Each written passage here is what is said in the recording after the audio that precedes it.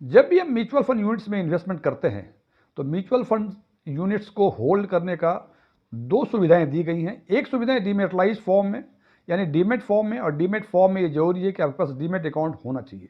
और दूसरा तरीका है फिजिकल फॉर्म में, जो स्टेटमेंट ऑफ अकाउंट फॉर्म में बोलते हैं। ये दोनों ही तरीके से म्यूचुअल फंड यूनिट्स को होल्ड कर सकते हैं। इन दोनों ही परिस्थितियों में, चाहे आपने यूनिट्स को डीमेटलाइज्ड फॉर्म में होल्ड किया हुआ हो या फिजिकल फॉर्म में, दोनों ही परिस्थितियों में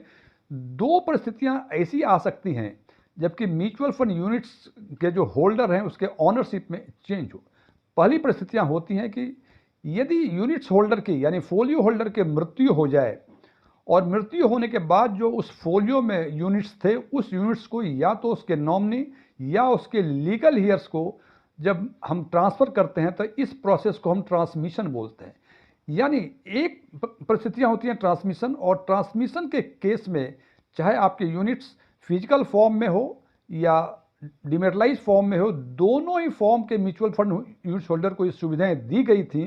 कि आप फंड्स को ट्रांसमिट कर सकते हैं। दूसरी परिस्थितियां होती हैं ट्रांसफ़र। ट्रांसफ़र का मतलब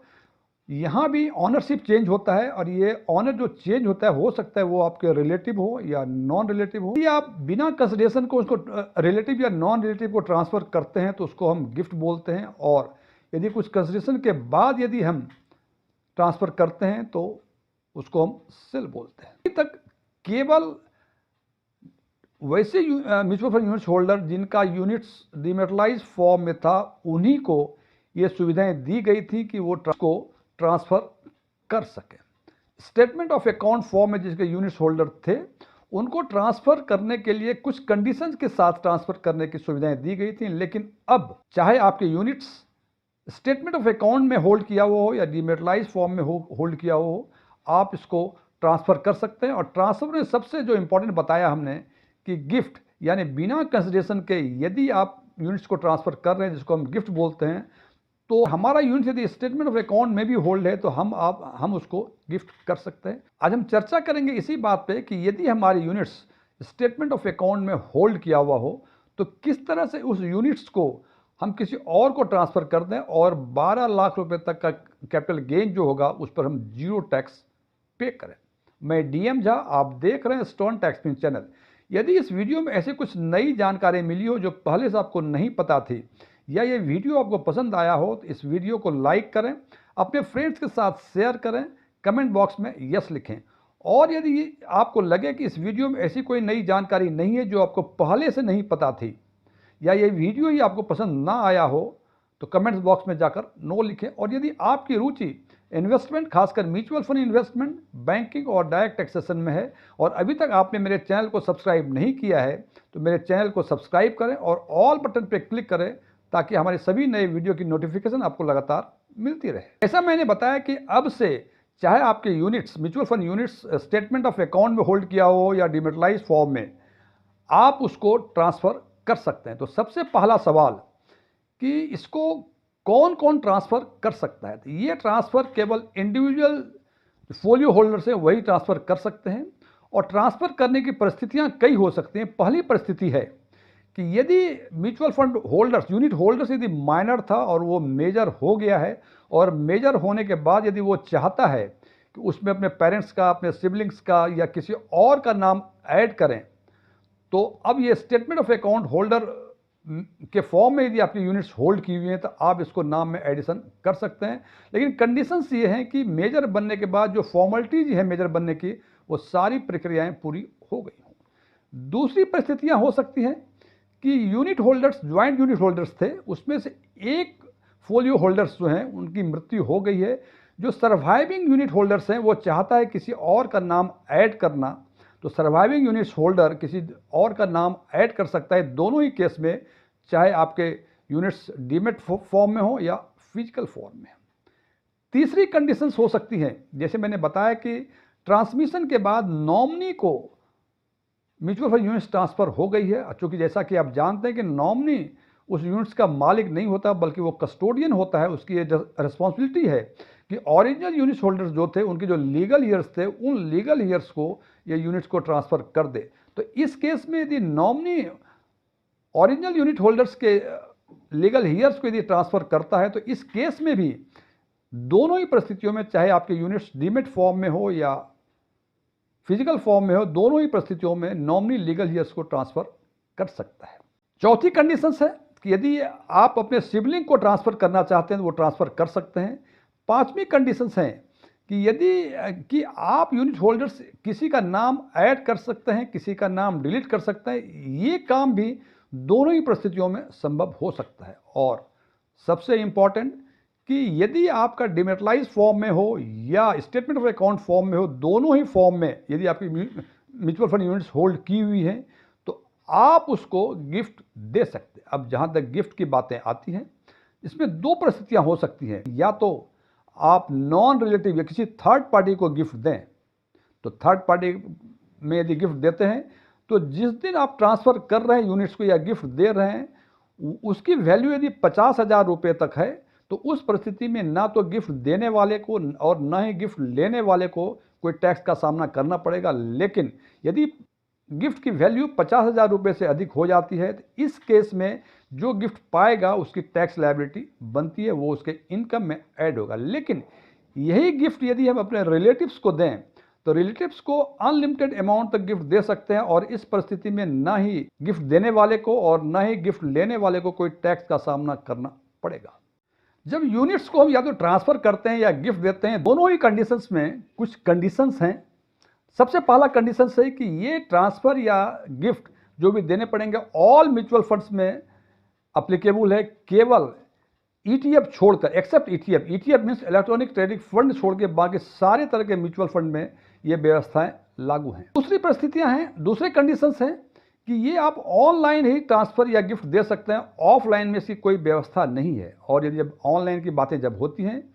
तो आप RTA यानी रजिस्ट्रार एंड ट्रांसफ़र एजेंट या MF सेंट्रल के वेबसाइट पे लॉगिन करें, वहाँ इसके आइकॉन्स दिए हुए हैं, वहाँ से आप इजीली इसको ट्रांसफ़र कर सकते हैं। तीसरा कंडीशंस है कि यदि एक फोलियो से दूसरे फोलियो में किसी को गिफ्ट कर रहे हैं या ट्रांसफ़र कर रहे हैं तो जरूरी नहीं है कि पूरे के पूरे यूनिट्स को आपको ट्रांसफ़र या गिफ्ट करना पड़े। आप पार्शियल गिफ्ट या पार्शियल ट्रांसफ़र भी कर सकते हैं, लेकिन उसमें एक शर्तें हैं कि जो ट्रांसफरर है उसके फोलियो में जो रिमेनिंग यूनिट्स होगा उस म्यूचुअल फंड के यदि मिनिमम बैलेंस से कम होता है तो वो रिमेनिंग यूनिट्स अपने आप रिडीम हो जाएंगे और ट्रांसफ़र के अकाउंट में पैसे चले जाएंगे। एक और परिस्थितियां हो सकती हैं कि यदि आपने म्यूचुअल फंड में IDCW यानी इनकम डिस्ट्रीब्यूशन कम विड्रॉल प्लान का ऑप्शन लिया हुआ है और आपको समय समय पर डिविडेंड मिलता है, तो जब भी डिविडेंड मिलता है उसकी एक रिकॉर्ड डेट तय होती है। यदि आपने ट्रांसफ़र या गिफ्ट रिकॉर्ड डेट को दिया तो म्यूचुअल फंड यूनिट्स पे जो भी डिविडेंड बनेंगे वो ट्रांसफरर के अकाउंट में जाएंगे, वो ट्रांसफरी के अकाउंट में नहीं जाएंगे। और एक सबसे इंपॉर्टेंट बात, just to avoid the risk, क्योंकि बहुत सारे फ्रॉड से बचने के लिए एक कंडीशन और इम्पोज किया गया है कि जिस दिन आपने उसको ट्रांसफ़र किया या गिफ्ट दिया तो उसके 10 दिनों के अंदर तक जिसको गिफ्ट मिला है या जो ट्रांसफरी है वो उस यूनिट्स को बेच नहीं सकता है। आज यदि 3 दिसंबर है और आज हमने 2 बजे के पहले ट्रांसफ़र प्रोसेस अप्लाई कर दिया है या गिफ्ट देने का प्रोसेस अप्लाई कर दिया है, तो आज से 10 दिनों के अंदर यानी 13 तारीख तक जिसको हमने ये गिफ्ट दिया है या ये यूनिट्स ट्रांसफ़र की है वो उस 13 तारीख के पहले नहीं बेच सकता है। उसको जब बेचना होगा या रिडीम करना होगा वो 13 तारीख के बाद ही रिडीम कर सकता है। लेकिन अब देखना यह है कि ट्रांसफ़र करने के लिए या गिफ्ट देने के लिए प्री रिक्विजिट कंडीशंस क्या हैं, किन किन परिस्थितियों में ट्रांसफ़र हो सकता है और किन किन परिस्थितियों में ट्रांसफ़र या गिफ्ट नहीं हो सकता है। तो सबसे पहला कंडीशन है कि जो भी म्यूचुअल फंड यूनिट्स आप ट्रांसफ़र कर रहे हैं वो ना तो फ्रीज होना चाहिए ना उस पर कोई लियन होना चाहिए। दूसरी कंडीशन है, दूसरे प्री रिक्विजिट कंडीशंस हैं कि जैसे ELSS है, ELSS में लॉक इन पीरियड के अंदर वो यूनिट्स ट्रांसफ़र नहीं होंगे। मैंने पहले ही बताया है कि ये ट्रांसफ़र केवल इंडिविजुअल कैपेसिटी वाले होल्डर ही कर सकते हैं। एक और कंडीशन है, प्री रिक्विजिट कंडीशन है कि जो ट्रांसफरी है जिसको आप ट्रांसफ़र करना चाह रहे हैं उसका म्यूचुअल फंड फोलियो उसी AMC में ऑलरेडी होना चाहिए और इसके लिए MFI ने सारे AMCs को आदेश दिया है कि 0 यूनिट्स वाले फोलियो भी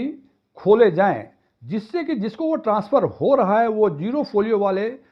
यूनिट्स वाले फोलियो खोल सकते हैं। उसके बाद ही ट्रांसफ़र उस फोलियो में उसको ट्रांसफ़र कर सकता है या गिफ्ट कर सकता है। ट्रांसफरी को भी KYC कंप्लाइंट होना चाहिए, उसके वैलिड पैन नंबर होना चाहिए, उसके पास CBS अकाउंट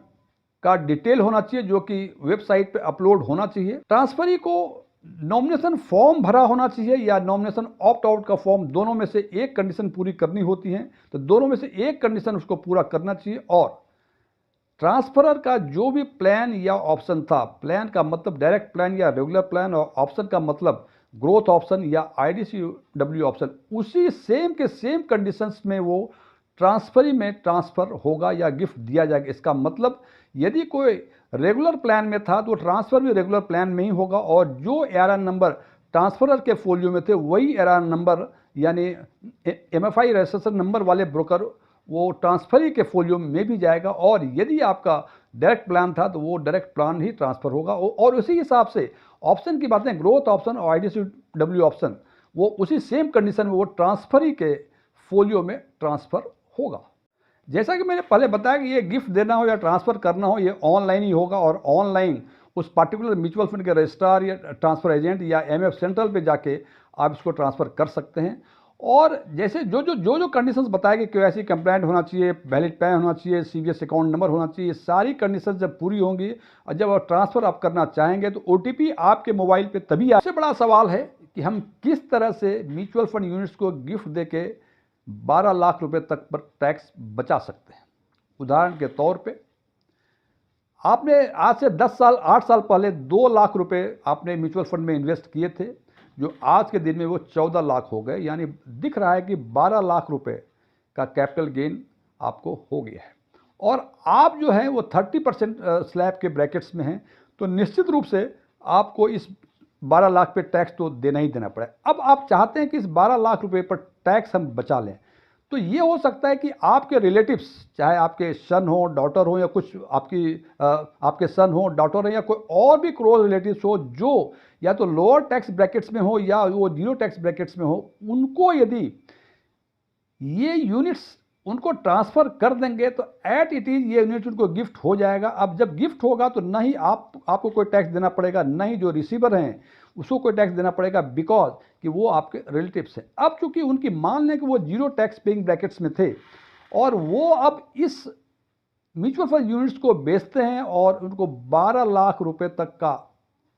कैपिटल गेन होता है, तो चूंकि उनकी पहले से कोई इनकम नहीं थी, अब इनका 12 लाख का कैपिटल गेन हुआ। और यदि ये mutual fund debt mutual fund है तो जो टैक्सेबल रेट है आज के दिन में वो आपके इंडिविजुअल स्लैब के हिसाब से हैं, और चूंकि आप 12 लाख रुपए तक की केवल यही इनकम है, इसका मतलब आपको कोई टैक्स नहीं देना पड़ेगा, और 87 के हिसाब से आपका जीरो टैक्स लगेगा। लेकिन